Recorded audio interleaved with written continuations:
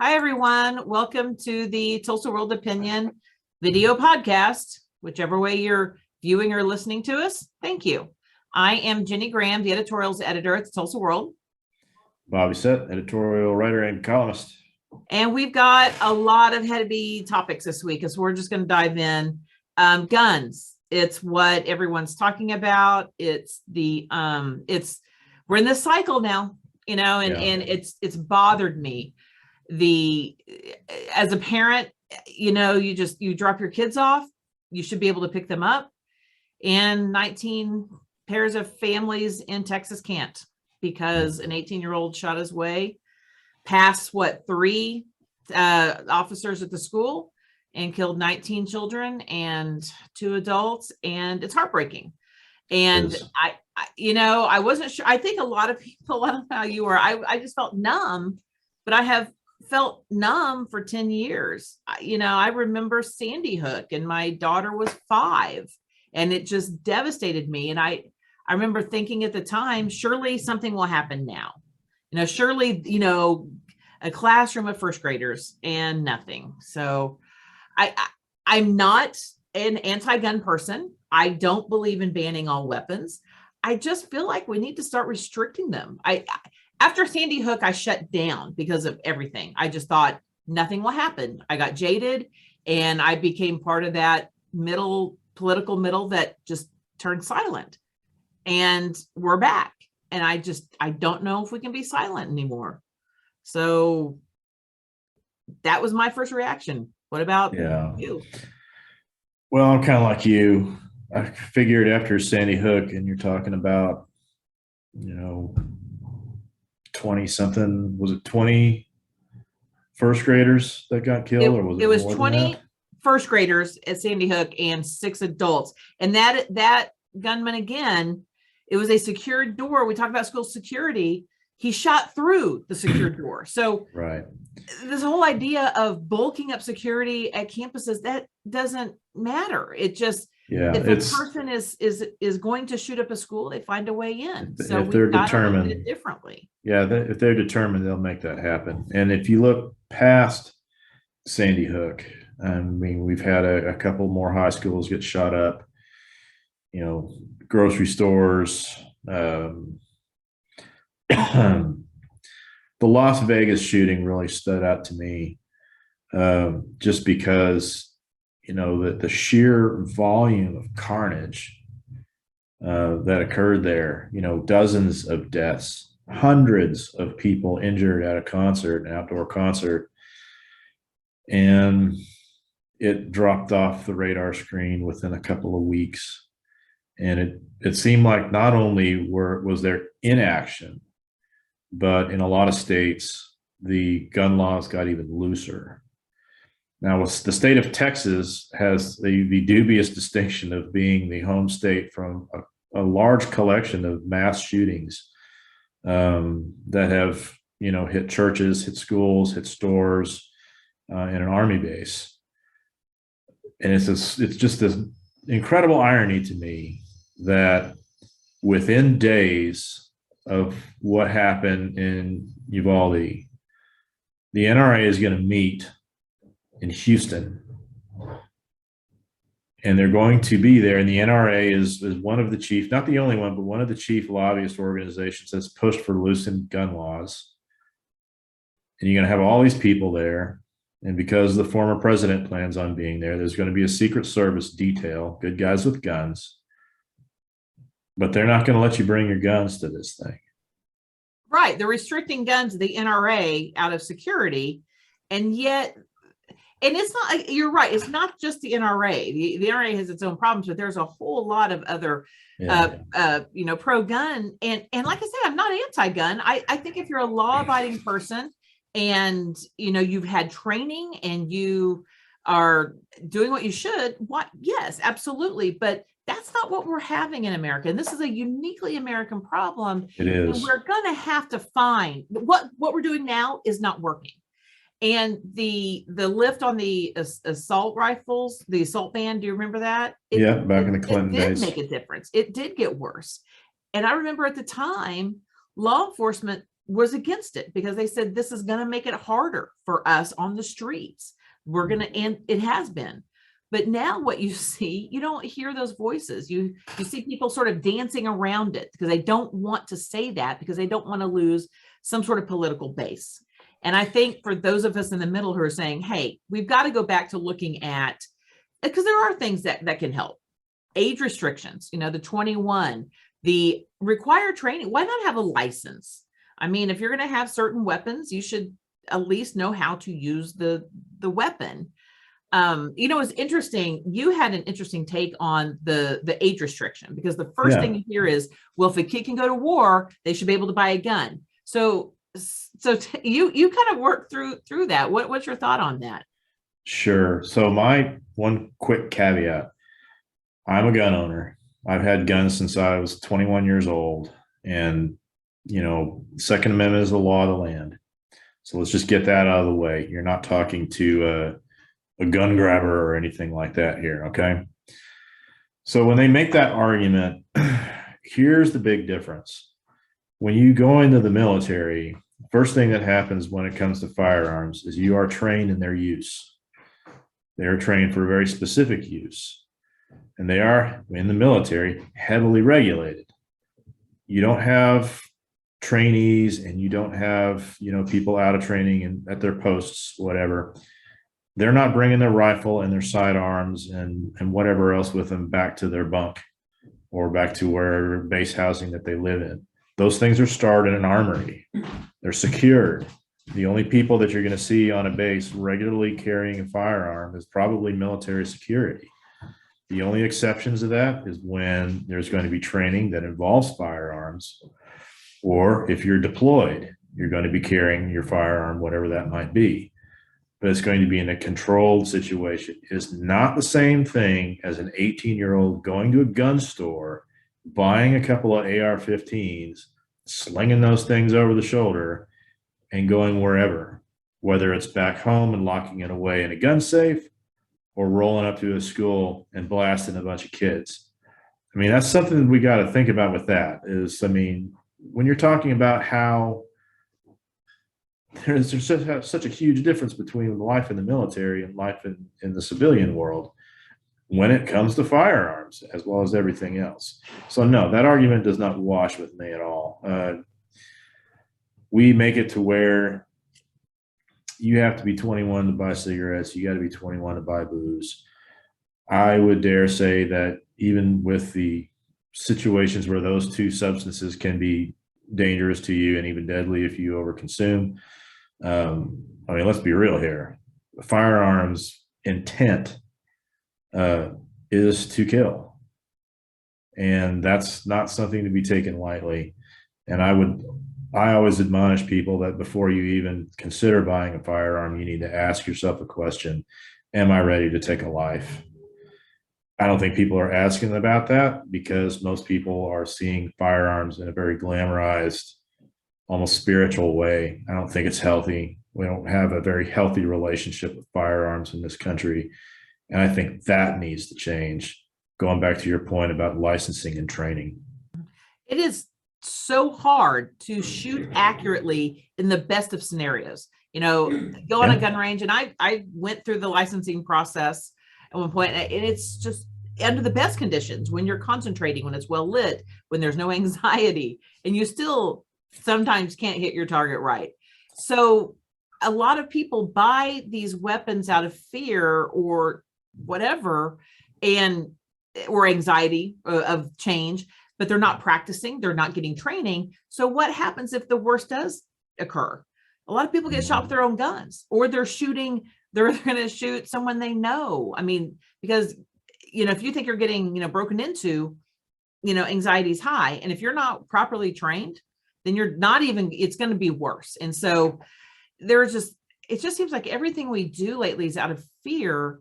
And we're just not basing it on what's actually happening. It's a lot of what ifs. Well, there is no what ifs. What is happening right now is and they're not all mentally ill. That's another sort of kind of red herring out there. It's like, or distraction. Some of these people they don't have any diagnosed mental illness. They don't have any criminal record necessarily. So we need to figure out what's happening. Now, it doesn't mean they're mentally healthy. We ran a column today that I thought was well done. It was a researcher into this saying, they're not doing well mentally, but they're not necessarily diagnosed with a mental health disorder. And a lot of people with schizophrenia and bipolar disorder and those type of things are often victims. So we have to get off of they're all mentally ill, because they're not. But here's the other thing is Congress hasn't studied this. 1996, there was the gun lobby was very effective in it banned Congress from using any federal money to even study the issue of gun violence, to even look into it, like what could be behind this. And last year that thawed a little bit. There was 25 million, which is a paltry amount when you talk about the federal government, that was put toward the NIH and CDC to start looking at behind gun violence. So we need a lot more information, and we should be backing the idea of putting money into research to figure out what is happening, what laws are going. The one thing about the way our country is working with gun laws is there's such a patchwork from state to state that from what I understand, it's creating this sort of laboratory to see, well, what is working and maybe what isn't working. But to just say, no, the Second Amendment gives you an absolute right. No rights are absolute. And I really hope the middle starts speaking up more and more, because and I'm not going with this, oh, it just happened, we're all in trauma, no, we're always in trauma. It was 10 days since the last mass shooting, and they haven't even planned all the funerals for that one, and we have another one. So at some point, no, now is the time to talk about it. And I just want to see some leaders coming forward with something, because doing nothing is just killing us. And it's corrosive. On that note too, let's just do away with the argument that says, well, if you do this, things are still going to happen. Well, we know that. We've got laws on the books to prevent theft. Theft still happens, but if you didn't have any laws, people would be robbing each other blind all the time. We've got a lot of laws that are there to prevent things from happening. If you did something like universal background checks and raise the age limit to purchase firearms, is it going to stop all mass shootings? No. Is it going to stop some mass shootings? Probably. Man, right now, I'll take that. Just a little bit. Let's maybe take the edge off this just a little bit, to where we're not every month or every 3 weeks watching another 10 or 12 or 20 people wearing a bullet as they're on their way to the graveyard. Come on now. We gotta start thinking about something. We can't just be entrenched in like, oh, that's just the way we live. So, oh well. Well, there was a reporter, a colleague of ours, that we talked about the Second Amendment, and he said, the Constitution was never meant to be a suicide pact. Yeah. That, to be constantly saying, hey, this is what our founding fathers would not have wanted this. I'm assuming, the one, and they didn't even agree on a lot of stuff either. We kind of were talking earlier that the one thing the founding fathers agreed on was they didn't like the British, but certainly this document is not a pass to start shooting each other. So, as we kind of go into the weekend, and this very depressing week, it all just kind of seeing the kids, it all just sort of resurfaced for me, that Sandy Hook thing. And I was so hopeful. It's so depressed and hopeful after Sandy Hook that something would finally be done to bring this down. You're right, it's not going to eliminate it, but let's bring it down to where it's just not our norm. And it didn't. It ramped it up, and it's just enough.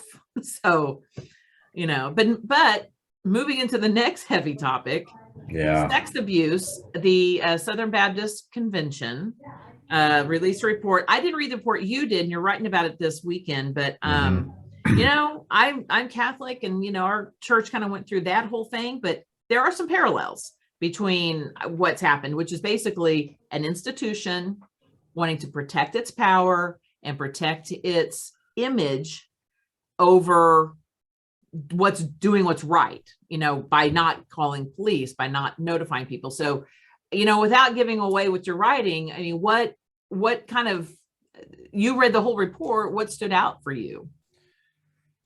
Ooh, yeah, this is a heavy one because the Southern Baptist Church is just to set the stage a little bit. The Southern Baptist Convention is organized a lot differently than a lot of Protestant churches and the Catholic Church. There's not a big hierarchy where you've got people in Nashville at SBC headquarters telling you, well, this is going to be your preacher and this is policy and stuff like that. Each congregation is independent and autonomous. So that kind of makes governance tricky, difficult, because, you just don't know. It could be a giant mega church in Dallas, Fort Worth. It could be the little country hill church, in the middle of nowhere. All of them are autonomous. However, there are parallels to what happened with the SBC and what you saw happen in the Catholic Church, where you have ministers, trusted people, spiritual authorities, that kind of stuff, who were abusers, sometimes to children, sometimes to adults, sometimes to college and seminary students who were under them. There was a pattern of kind of brushing aside, keeping quiet controversies to the point where you had some of these bad ministers able to travel from church to church and nobody knew any different until it was too late. You had other examples at least one seminary, maybe two, but for sure one seminary, Southwestern Baptist Theological Seminary in Fort Worth, where the president of the seminary had told two different students not to report a rape on campus. All of this basically to protect the institution.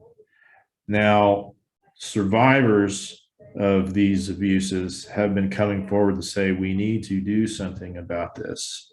We can't just sit on this despite our quirky little governance issue.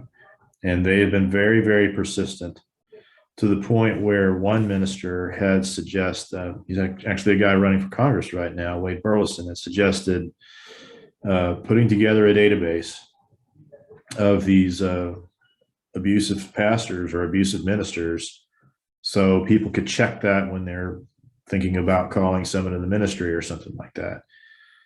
And that actually got brushed aside, even though the convention, the hierarchy is a little difficult to say, but we'll just say some higher ranking people within the national convention, sort of on the sly on their own, was keeping track.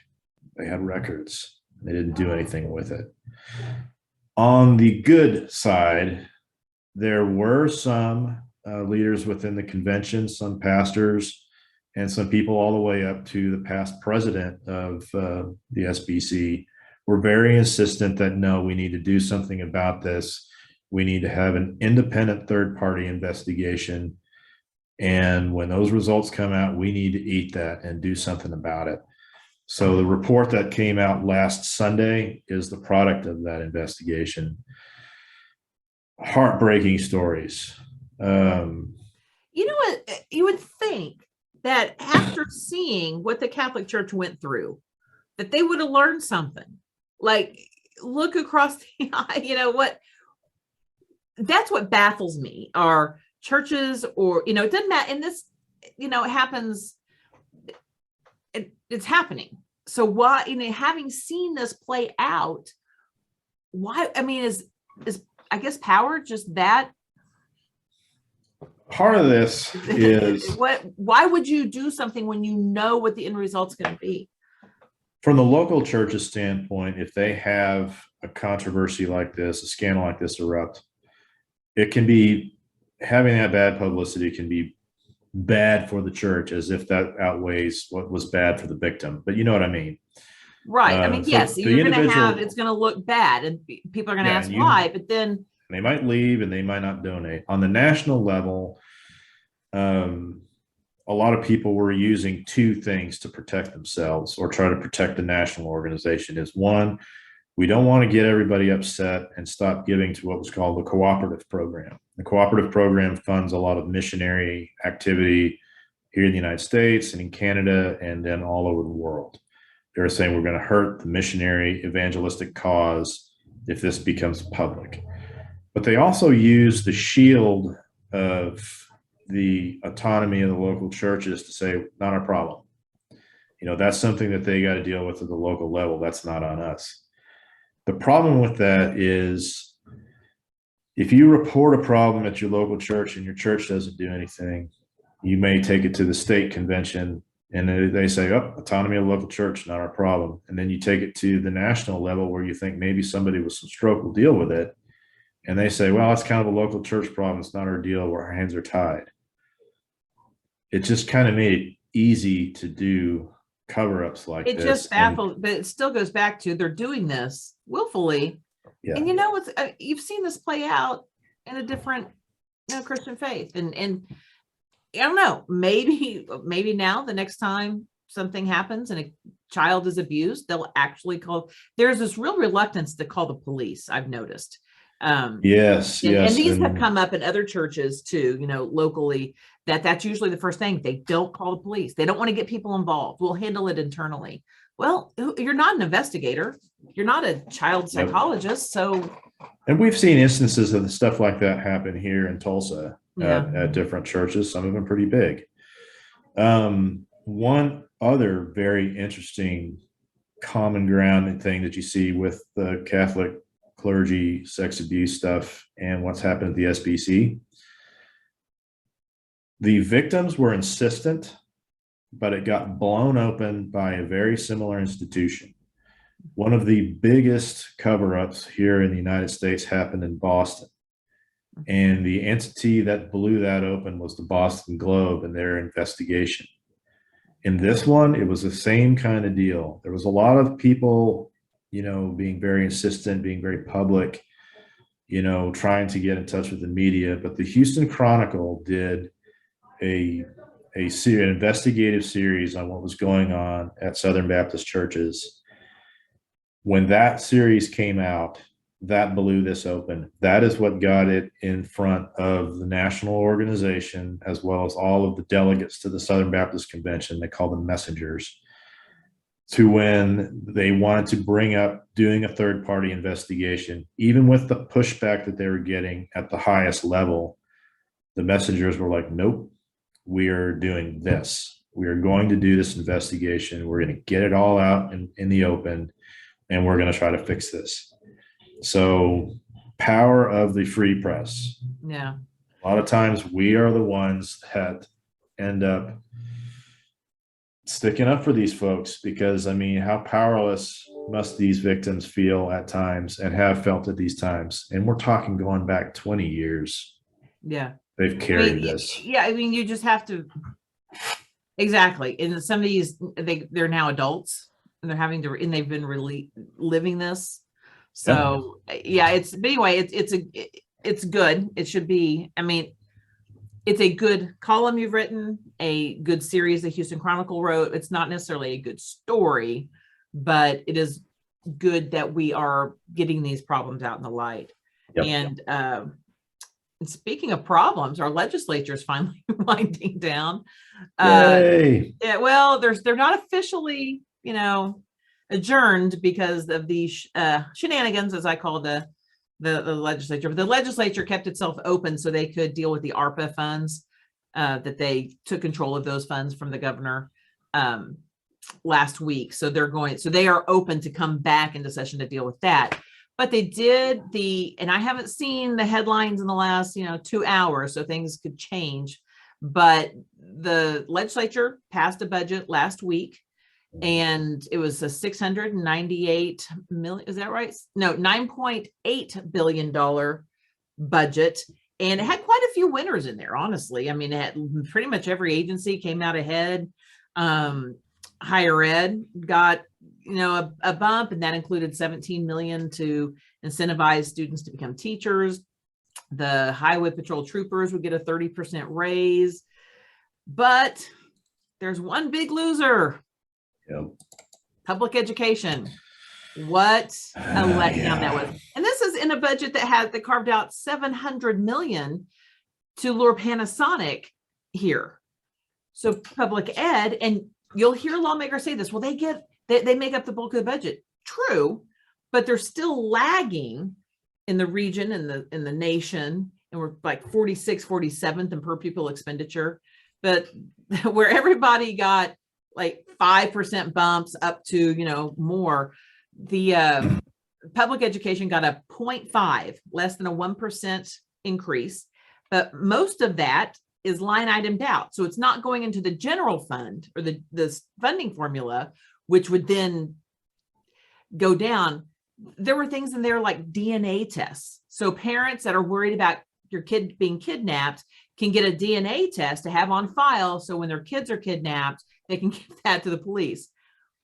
Okay, not going to minimize that if you're truly worried about that, but your kid is going to be in an overcrowded classroom with stressed teachers and inexperienced or completely not qualified teachers. So that 0.5% is also being eaten up by inflation, which what's inflation predicted? What is it at now, Bob? Like 8%. 7 or 8%. Yep.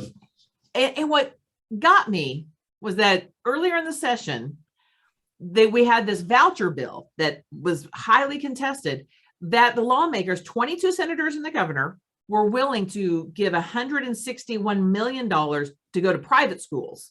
So we can, right? So they can come up with 161 million for private schools, but only 17 million for public schools. But we have like 90% of our Oklahoma kids going to public schools. Mm-hmm. So I don't understand it. My kids go to public school. My husband teaches at a public school. I'm a product of that. So I am coming from that end. And I think private schools for some kids are great. And I believe in charter schools. I believe in options, but I just don't understand the thinking of these vouchers. I just don't see how that improves public schools. Instead of taking that 161 million and taking it into private schools, take it into the public schools. Let them really do some improvements that we need. That would be amazing to get where we need to be, but it's just not happening. And teachers are getting really, their morale is pretty low. Yeah, they're getting a little threadbare on what more they can take. Yeah, it's the rhetoric has really got to change, and the priorities have got to change. So every of those 22 senators and the governor, they're showing where now the governor hasn't approved this budget. I will say that's what we're waiting on to see if he'll actually approve it or veto it. But those 22 senators certainly have shown where the priorities are, at least. But I hope the lawmakers can turn that around. But I will give props to, and this is a it's a non-budgetary item. But we're writing an editorial saying that I think it was Senate Bill 4106. It was either a Senate bill or a House bill. It was a House bill, 4106 by Mark Van Kuren. And this would help. It's a very first step that instructs school districts and the mental health providers in the community get together and have a protocol for when a kid is in crisis. Now, most districts have this, but some districts don't. And there's also still these silos between, around the community providers. So, kudos for making a step, but we need to get licensed counselors, licensed social workers into the schools. They don't need to be school employees. I really just am hoping that we can get more access, because this bill doesn't broaden access or anything like that. But this is a first step. So I'll give credit for that. So did anything else stick out in your mind from this past session or in the budget that? I think when I look at the budget process and everything like that and what we put into it, I see it as lost opportunity. I've been the advocate to be fiscally responsible, so you're not like throwing every bit of new revenue at your favorite department or education or cause or whatever.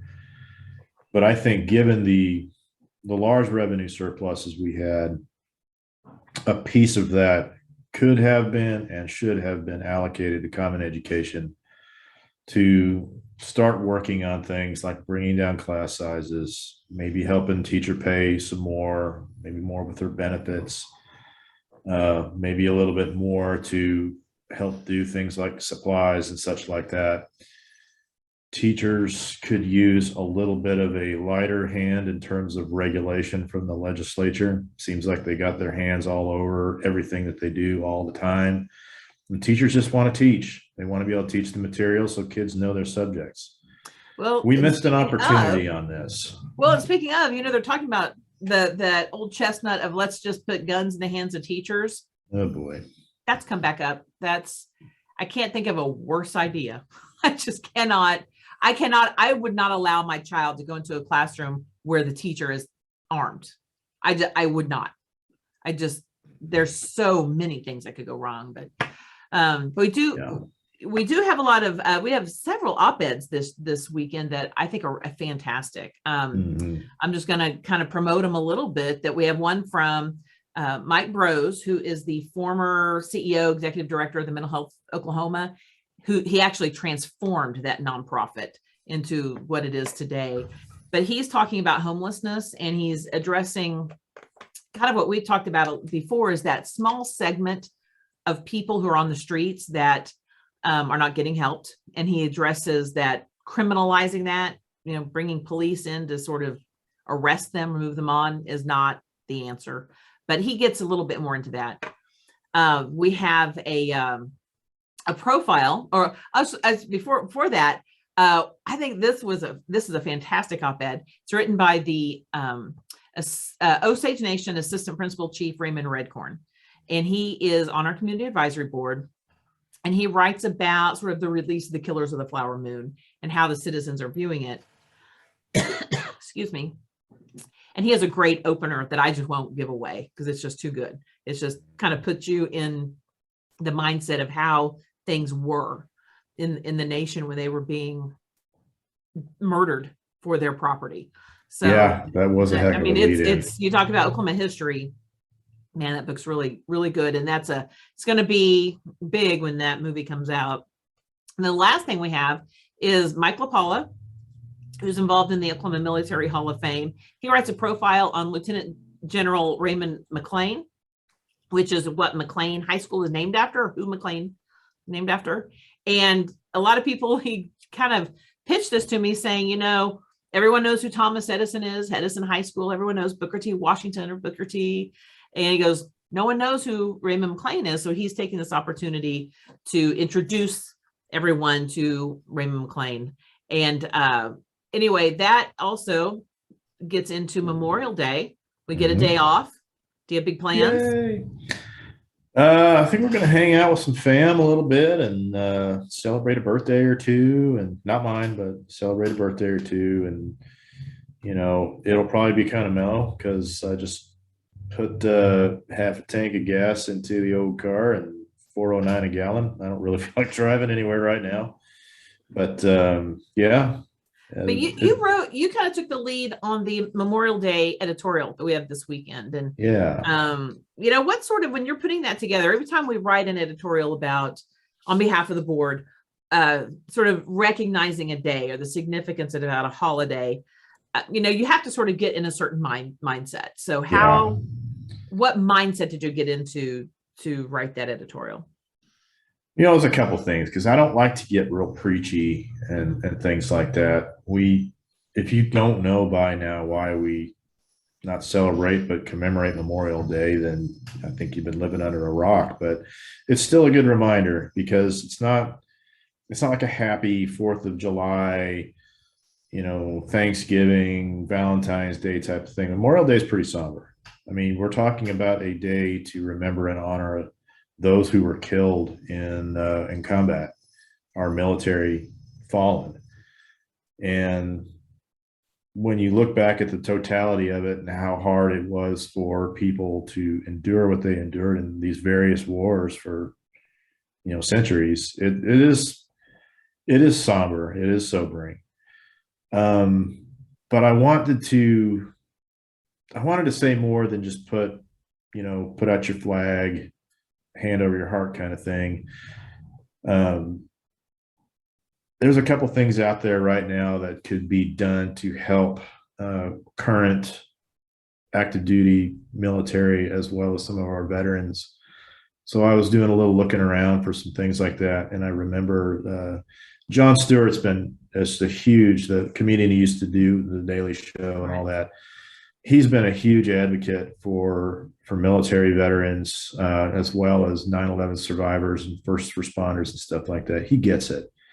And he had mentioned this one bill called the Veterans Burn Pits Exposure Recognition Act, where going back to the Persian Gulf War, 1990-91 through today, a lot of veterans have been exposed to these burn pits that have some pretty toxic elements in them and have gotten very sick, but they don't get the help they need from that. That's something that right now has been introduced in the Senate.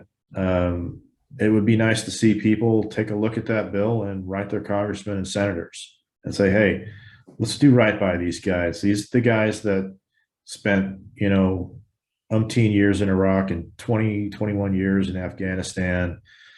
They're still suffering for what they did for us. And then something else that came up when I was at a local brewery with some friends, and this one gal who's her daughter is a submariner based out of the Seattle area. And she was noting how serious that suicidal ideation had become for a lot of people on her boat. And this has become a big problem at a lot of military installations across the country. Not just suicidal ideation, but suicide. Military suicides has become a crisis. You're talking going back to 9/11, more than 30,000 active duty and veterans have taken their own lives. That's just astounding. It is a staggering number. That's like the number of people that died in the Korean War. That's what we've lost to that. And there's a whole lot of causes for that. There is also legislation that's Senate Bill 2811, the Military Suicide Prevention of the 21st Century Act. It's also been introduced in the Senate. It's not like the other bill I mentioned. It hasn't really advanced very far. But these are the types of things that we can say, hey, Mr. Congressman, hey, Mr. Senator, this is good legislation. This should be something that Republicans and Democrats can agree on.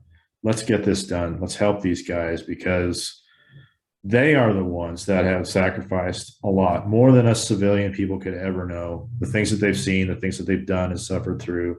And then, of course, the people that don't come home alive.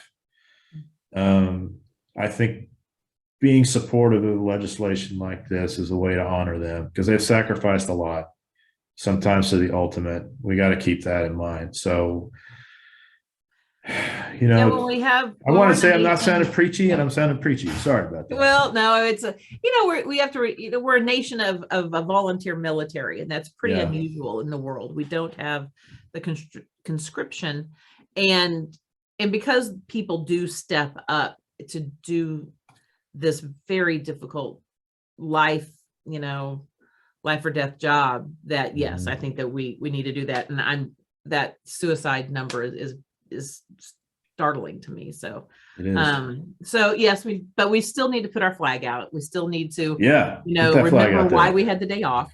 And I do hope everybody has a good weekend. And maybe next week things won't be so depressing and heavy. So that's my hope. We can always hope. Me too. All right. Take care, everybody. See ya.